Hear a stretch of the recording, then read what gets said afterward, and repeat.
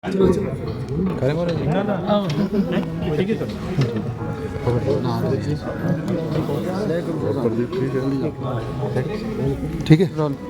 Sir, किस बारे में आज ये प्रोग्राम था और क्या कुछ बातें आपने की?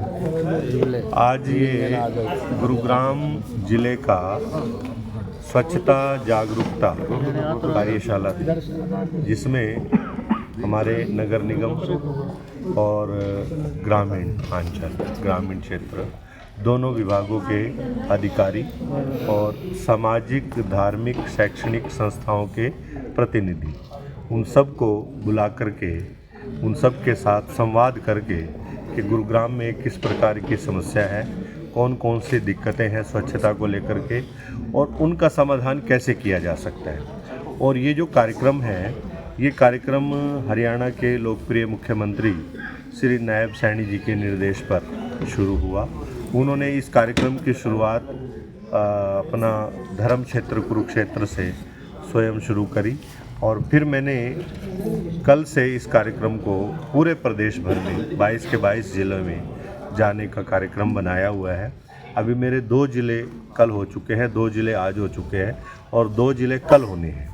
तो 22 के 22 जिलों में जाकर के इस प्रकार की चर्चा, इस प्रकार की विचार, इस प्रकार की जो सरकार द्वारा चलाई जा रही योजनाएं हैं स्वच्छ भारत अभियान को लेकर के, और कार्यकर्ता और समाज दोनों सबको मिलकर के कैसे उसको आगे बढ़ाया जाए, उसको लेकर के ये कार्यशाला रखी। सर, स्वच्छता के मामले में देखा जाए तो गुरुग्राम 19वें नंबर से पिछड़कर 140वें नंबर पर पहुंच गया है। इस पर क्या कुछ कहेंगे और क्या संदेश लोगों को? बिल्कुल, आपने कहा, शायद आप कार्यक्रम में होंगे तो मैंने बोला भी है कि हम स्वीकार करते हैं इस बात को कि 3 साल पहले पूरे प्रदेश के अंदर जो स्वच्छता की मुहिम हमारे प्रदेश में थी वो थोड़ी धीमी हुई है, वो उसने गति कम की है और हमने स्वीकार भी की है, क्योंकि मैंने तो खुद ही कहा कि मैं 4 जिलों में जाके आ चुका हूँ। तो चारों जिलों का मेरा ये अनुभव है कि जो काम हम पहले कर रहे थे उससे आज हम थोड़ा सा पीछे हट रहे हैं। तो इसीलिए हमने, माननीय मुख्यमंत्री जी ने मुझे निर्देश दिया कि आप जिले भर में जाइए और इस प्रकार के आयोजन करके इसको गति देने का काम करिए। और जहाँ पर एक माननीय मुख्यमंत्री जी का सख्त निर्देश है, अधिकारियों को भी और समाज के लोगों से अपील है कि अधिकारी स्वच्छता को लेकर के कोई किसी भी प्रकार का समझौता वो ना करें। मान लो गुरुग्राम के अंदर कोई खाली प्लॉट ओनर्स हैं, उनको वार्निंग दें, वार्निंग देने के बाद यदि वो नहीं मानते फिर उनको चालान करें, उनको पेनल्टी डालें।